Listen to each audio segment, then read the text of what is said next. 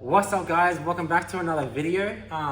Today we're going to be addressing a couple of the issues with the Audi S3. One of the main issues, majority of the time you spend inside the car. The window, as you can see over here, it's currently halfway. I was trying to get it up, which I sometimes have problems with. My girlfriend doesn't like that.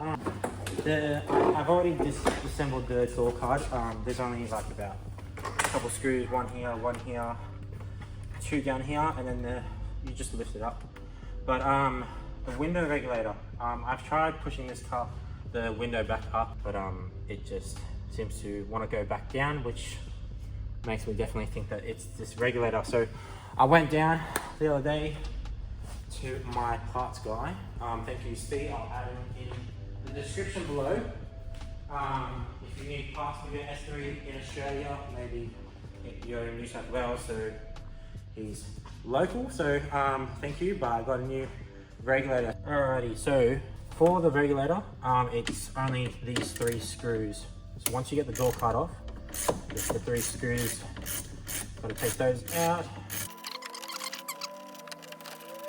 Alrighty, so once you remove the 3 T30 screws, it's literally ready to just come straight out, and then you gotta remove this plug, which can be a bit of a pain, to be honest.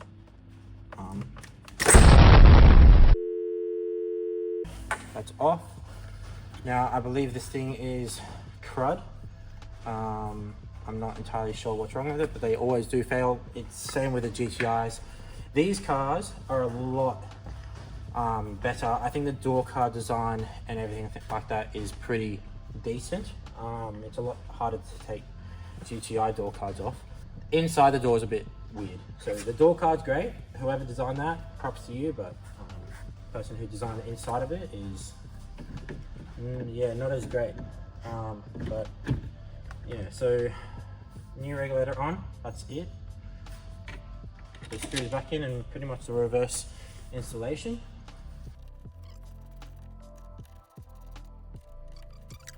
All right, so we got the 3 bolts back in. Simply just snap the plug in, and then I'm gonna see if this window wants to go back up. Alrighty. Put that down. Oh, you're joking. Well, that was a fail. Must be something else.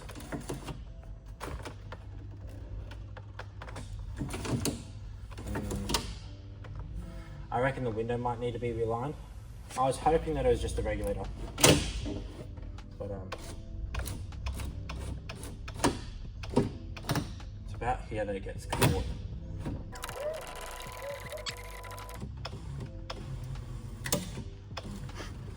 Alrighty, well, it needed a bit of assistance. I mean, the window's finally up, which is great. That's done, I guess. So we've got to get this door card back on. Alright, door cards are on. Might put the screws back in for now, and we'll sort out that door card situation maybe on a later date, but the window's up, so I call that a win. Alright, so now we're gonna install the factory strut bar. Mine's missing that, so I think there's just a couple 13mm bolts around the struts.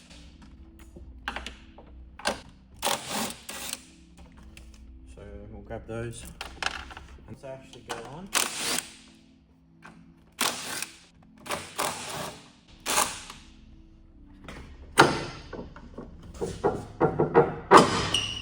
There we go. Alrighty.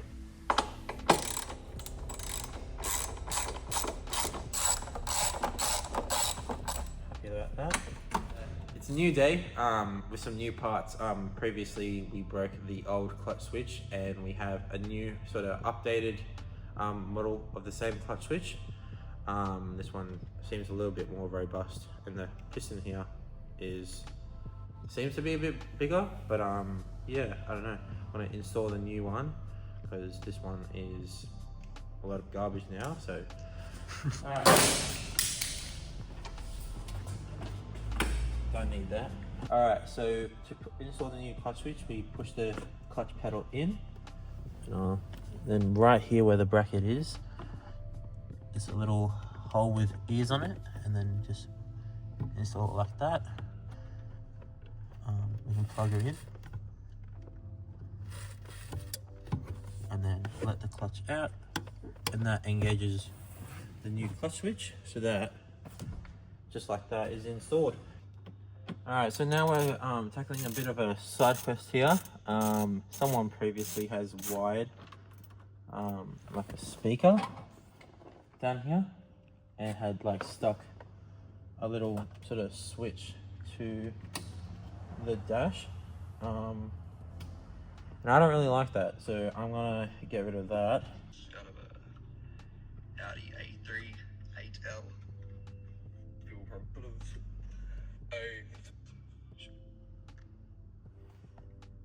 There's like no videos on these cars, legitimately.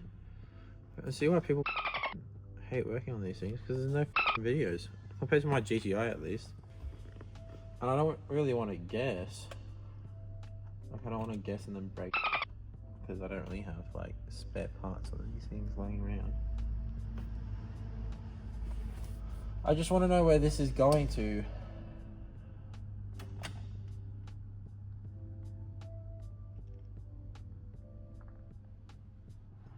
And I kind of don't want to set an electrical fire either.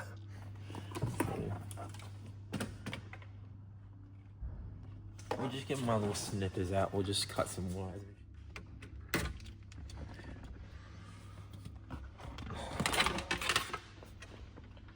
Alright, and now I have a look. One eternity later. Alright, so on further looks, I've just realized that they've gotten the wire and like sort of split the wire open, and then just twisted these wires around, which is not good. I mean, usually you'd probably try to solder this thing, but that's a fire hazard and a half. I'm glad I got rid of that. Alright guys, it's another day. We just installed the new clutch switch in the S3, and we're going to jack the car up and install the new dog bone mount. Alrighty, so this is the original dog bone mount. It looks pretty standard. Attached to the subframe, we have 13mm bolts, and then a 17 in the center and a 16 on the outside. Lovely. I love when we have different size bolts. Alright, so we're going to crack those loose and then install the new one. Hopefully that isn't too hard. Alright, so we've got the old dog bone out. This mount here is quite loose. I don't know if it's just a rivet on it, but I'm guessing the bushing would also be quite shagged, but that's not good. And obviously after 25 years, this rubber has deteriorated a little bit and is quite soft compared to the new dog bone, which is quite stiff. This doesn't move around at all. So this should, in turn, make the driving experience a little bit better, because otherwise the engine is flopping and could be part of the reason why that drive shaft is rubbing against the exhaust, because when I'm letting off throttle, the engine moves back a little bit and is rubbing against the downpipe. Anyways, get back underneath the car, reinstall it. Alright, so the new dog bone's installed, looks good, nice and shiny compared to the rest of the undercarriage. And we're going to probably start on the Coolant temp sensor now. I need to take this sensor out and pop in a new one. Eventually I'll get around to replacing the plug as well, because this plug is it's snapped and isn't quite holding on properly, so we'll get that replaced. Alright, so this is the new temp sensor. It's not new, it's used off of my mate's S3. We've got an O-ring. This is the original O-ring. I just don't feel comfortable putting that back on. And we've got a slightly thicker O-ring, so hopefully this works. Alright, so we're going to pull this clip out from in there. This is a new one that came with this sensor. So this just goes around the edge once you put it in, and it holds it inside the flange. So we're going to pull this out. I need to shove some rags down there, so then we're not getting coolant absolutely everywhere. Alright, so we're going to use our 90-degree pick. Pull the clip out. I don't think it should bust out straight away after pulling that clip. Yep. So we've got the old clip out now. Right here. Looks fine enough. I'll probably use that again, but I'm gonna get the sensor ready to just jam back in. So pull old one out. Oh, okay, cool. Nice. All right, well, I guess we got the new coolant temp sensor, so we're gonna shove this one in, like so. Clip it into place.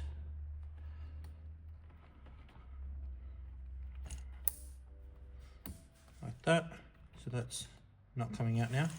And then we just get the plug and clip the sensor in. And hopefully we should have some coolant temp readings. That was a lot easier than I was expecting, to be honest. Alrighty, so we've installed the new temp sensor down here, and we need to replace this plug now. So I'm going to snip these wires and solder the new plug on. Just need to make sure that these wires line up with the old ones, or ones that are on the harness. And yeah, so we're gonna solder that on, and hopefully it all goes well, and then we can plug the sensor in. Okay, so we're going to first start with snipping the plug off. I'm going to snip it as close as I can, so then I have more wires to work with. We're going to split the ends, so then we have something to actually solder to. Alright, so now we're going to twist these wires. You don't want them all frayed out, so we twist all these little copper wires together. Alright, so we have the plug, and we're going to strip these wires down as well, and then we need to make sure that when we're putting them back on, that we are color coordinating it to the other wires. Alrighty, so once we're ready to solder, we're going to make sure that these colors align. So we have some brown and white wires, we have a brown and blue wire, a purple solid wire, and a green and gray sort of wire. So we're going to make sure that all of these line up, because otherwise it may not work, because all these wires will be doing something different. But first we're going to, after we've twisted all these ends, we're going to put some heat shrink down on these, because we can't put it on once the wires are obviously connected.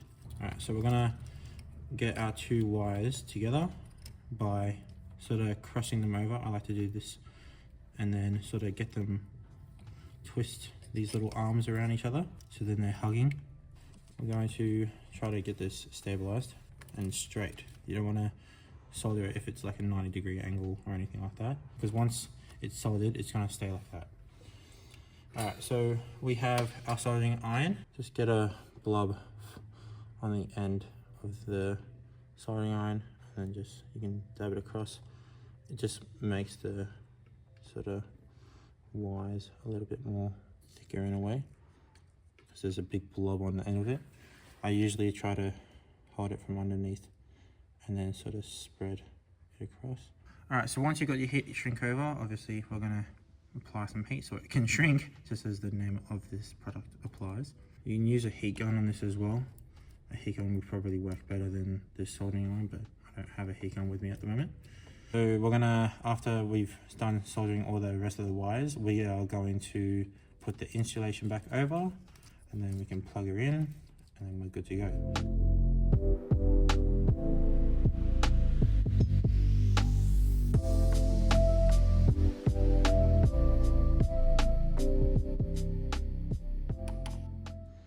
Alrighty, so we have all the wires soldered up now. So we got purple, brown and blue, brown and white, and the green wire all done now.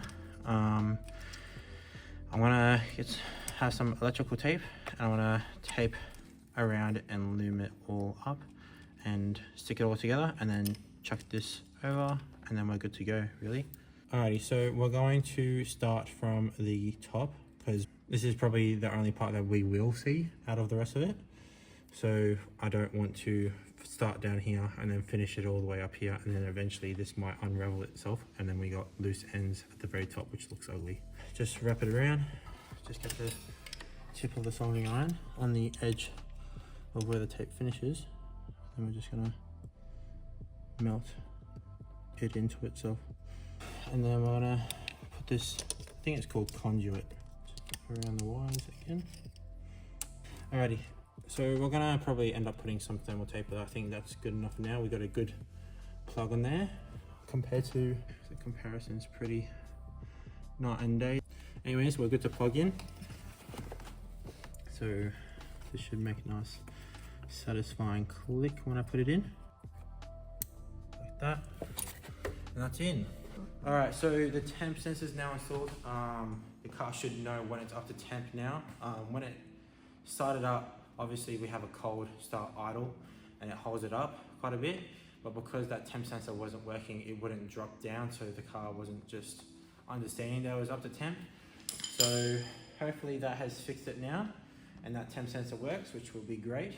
Alrighty guys, so we've just now installed a few more hose clamps after doing the temp sensor down there yesterday.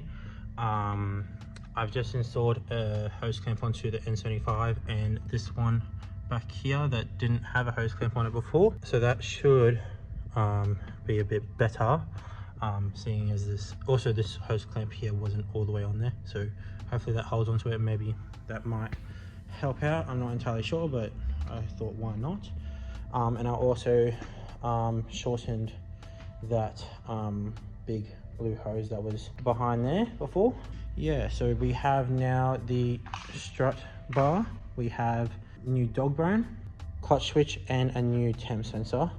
So this car should be a lot happier than it was before. Also, exhaust hanger I had welded up because I had a look underneath it and found that the hanger for the downpipe was completely snapped off, and that was part of the rattling noise underneath it. So hopefully this car should be quite happy to drive, and we'll have a look later.